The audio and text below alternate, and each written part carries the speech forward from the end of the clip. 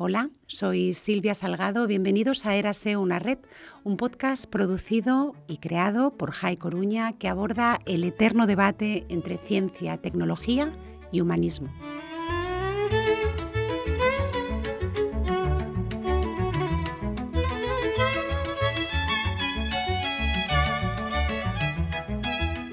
Estás escuchando el episodio 0 de Érase una red que hoy dedicamos al debate iniciado por Snow, extendido al mundo entero e intensificado quizás debido al hecho de que cada día son más manifiestos los efectos negativos de la separación entre ciencias y humanidades. En adelante y en próximos episodios queremos seguir reconciliando y acercando ambos mundos a partir de un texto literario de cualquier género, época o cultura y estableciendo una red de conexiones con otras disciplinas artísticas, hablaremos del mundo presente y de los temas asociados al progreso científico y tecnológico. Para ello vamos a contar con invitados a uno y a otro lado del conocimiento. No vamos a enfrentar a humanistas y tecnólogos, no vamos a confrontar literatura y ciencia, vamos a unir ambas culturas. ¿Te apuntas? Son muchos los días que he pasado con científicos las horas de trabajo, para salir luego de noche a reunirme con colegas literatos. Con el ir y venir constante del uno al otro, se me fue planteando el problema que desde mucho antes de confiarlo al papel, había bautizado en mi fuero interno con el nombre de las dos culturas. Porque tenía la sensación permanente de moverme entre dos grupos que habían dejado casi totalmente de comunicarse y que tenían tan poco en común que en vez de pasar de Burlington House a South Kensington era como si hubiese cruzado un océano.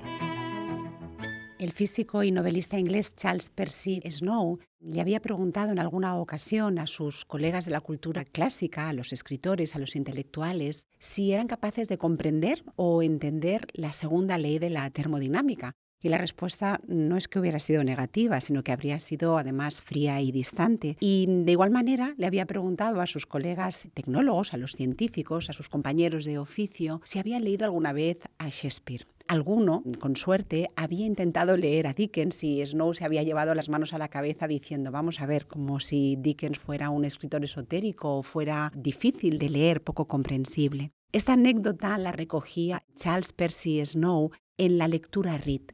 Pronuncia una lectura pública, una conferencia a la que titula Las dos culturas y la revolución científica. Por aquel entonces yo imagino que él desconocía la fortuna que iba a hacer la primera parte del título, Las dos culturas, y estoy convencida de que desconocía también que acababa de reabrir, porque el debate no es nuevo, una polémica entre la cultura científica y la cultura humanista. Según el doctor Snow, según lo que había él observado, lo que él podía visualizar, es que se estaba produciendo una separación abismal, se estaba levantando un muro lleno de prejuicios, de ignorancia mutua, de incomprensión entre los grupos que se adscribían a la cultura científica y entre los intelectuales que formaban la cultura humanista. Eran como dos grupos antitéticos, polarmente opuestos, cada día más alejados. El doctor Snow, que había nacido en 1905 en la ciudad de Leicester, sus orígenes eran muy humildes, él era hijo de un organista, de un teclista de la iglesia, que además se ganaba la vida y alimentaba a su familia vendiendo zapatos. Por eso es más admirable que en aquella época Charles Percy Snow consiguiera no solamente graduarse en física y química, sino convertirse en uno de los más importantes científicos de Gran Bretaña, que además asesoró al gobierno británico y formó parte de su estructura en muchas ocasiones durante la Segunda Guerra Mundial. Charles Percy Snow, que además tenía una gran vocación de escritor, en su corazón lo que él quería hacer era escribir novelas, se casó con una novelista, la también poeta y crítica literaria Pamela Hansford Johnson. Con lo cual, él se creía habilitado y conocedor de los dos mundos en los que vivía, frecuentaba y trabajaba. Su conferencia habría podido pasar más o menos desapercibida si el doctor Snow se hubiese limitado simplemente a señalar, a observar las diferencias que había entre una cultura y otra. Pero esto no fue así. Snow observa y asegura que la cultura científica es superior a la cultura humanista y que si la universidad no se da cuenta de esto y no introduce un cambio en este modo de verlo, el país va a estar abocado a no seguir progresando. Para Snow, los humanistas, que eran compañeros y eran colegas y eran amigos, eran luditas naturales. Los luditas, recordad que era el nombre que se les dio a los trabajadores de la Revolución Industrial en el siglo XIX, que se habían opuesto con muchísima violencia a la introducción de las máquinas, ¿no? Porque temían perder sus puestos de trabajo. Snow lo tenía claro, la cultura científica era superior, la cultura científica implicaba progreso, era el futuro, mientras que la cultura humanística era una rémora para la evolución humana. La respuesta no tardó en llegar. Snow no solo no es un genio, sino que es intelectualmente tan mediocre como se puede ser. Como novelista, Snow no existe, no ha comenzado aún a existir. Ni siquiera sabe lo que es una novela. Resulta una ilusión patética, cómica y amenazadora por parte de Snow creer que puede aconsejarnos sobre los asuntos que aborda. La respuesta por un potente antagónico y un digno rival del Dr. Snow, el crítico literario prestigioso, muy reconocido y tan venerado como criticado a partes iguales, el Dr. Frank Raymond Lewis. Lo que sucede seguramente es que Raymond se habría sentido ofendido, puesto que el Dr. Snow había defendido su postura como escritor y para Raymond, el Dr. Snow, no estaba a la altura de lo que él consideraba que tenía que ser un buen escritor. Así que le responde panfletariamente y consigue dos cosas, que el agraviado gane peso, gane popularidad y consigue lamentablemente que sus tesis a favor de la cultura humanista queden un poco diluidas en base a toda esa polémica que él generó y que se internacionalizó llegando todavía a nuestros días.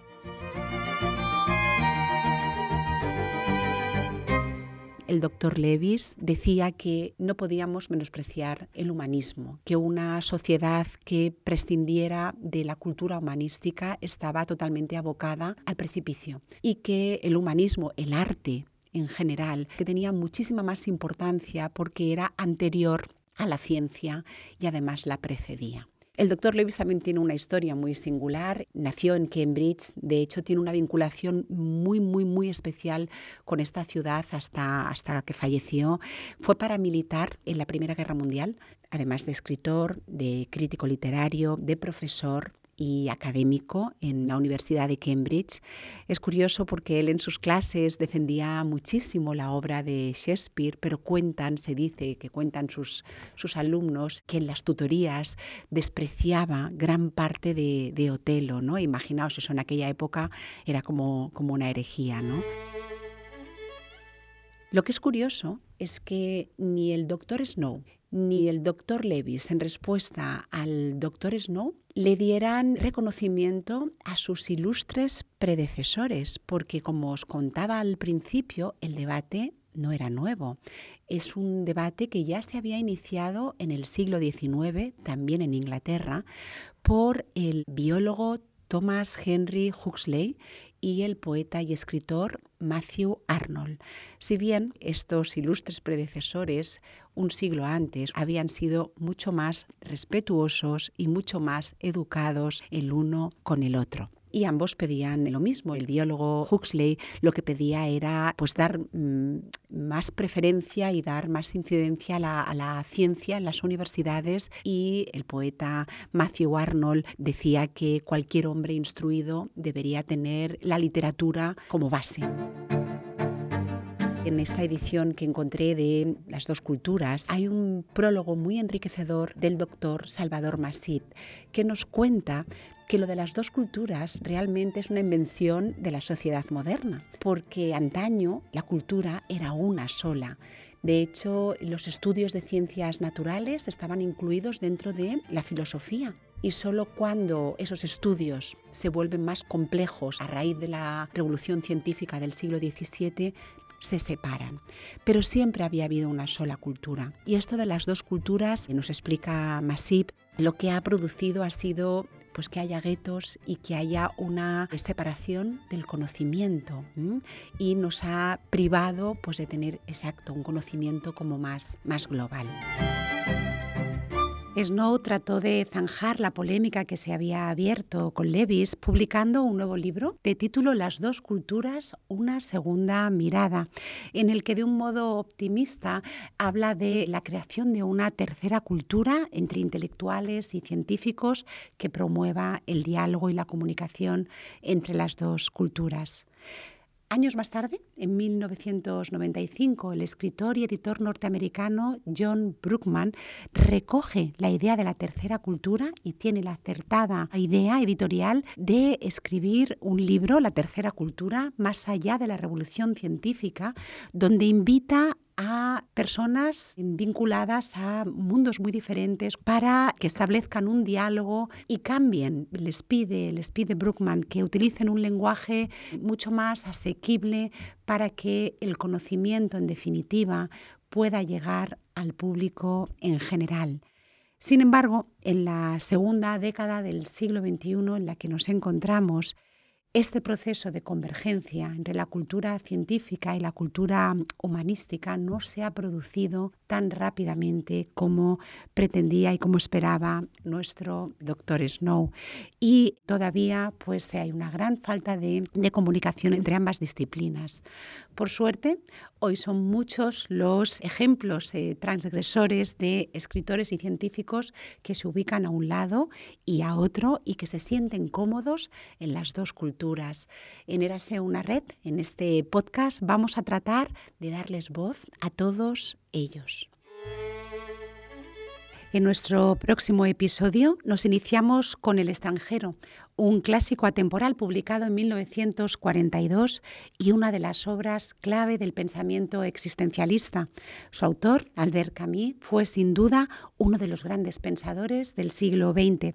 Vamos a servirnos de esta obra literaria imprescindible para establecer una singular red de conexión con otra mente brillante, la del científico y matemático Alan Turing. En nuestra mesa de invitados contaremos con la colaboración de una doctora en filosofía y una especialista en inteligencia artificial. Érase una red, un podcast producido y creado por Jai Coruña. Gracias por compartirnos. Nos despedimos con esta cita del filósofo y científico Erwin Schrödinger. Debemos insistir, por más evidente y claro que pueda parecer, en que el conocimiento aislado obtenido por especialistas en un campo limitado del saber carece en sí de todo valor. Su único valor posible radica en su integración con el resto del saber y en la medida en que nos ayuda a responder a la más acuciante de las preguntas. ¿Quién soy yo?